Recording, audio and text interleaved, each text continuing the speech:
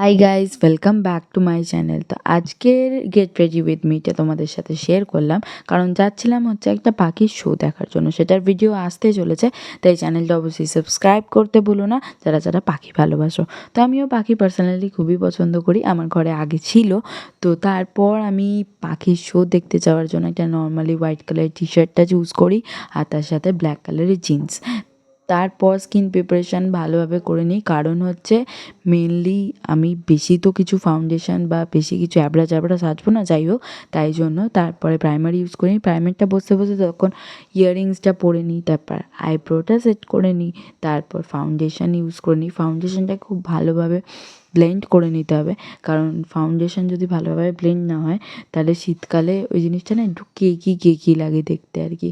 তো তারপর foundation use করে নেওয়ার পর নর্মালি আজকে আমি ব্লাশ ইউজ করেছিলাম, কারণ কন্ট্রোল আমি সেরমভাবে করিনি। আর হালকা বেস ইউজ করলে কন্ট্রোলটা না করলেও চলে যায় আমার মনে হয় পার্সোনালি। তো তাই জন্য আমি কম্প্যাক্ট দিয়ে ফেসটাকে সেট করার পরে ব্লাশটা ইউজ করেছিলাম।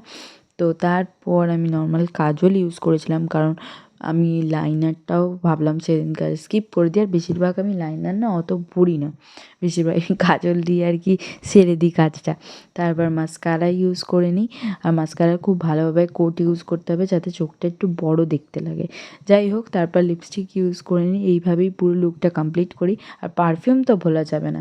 তারপর আমি বেরিয়ে যাই পাখির শো দেখার জন্য। তো ওটার ভিডিও আসতেই চলেছে।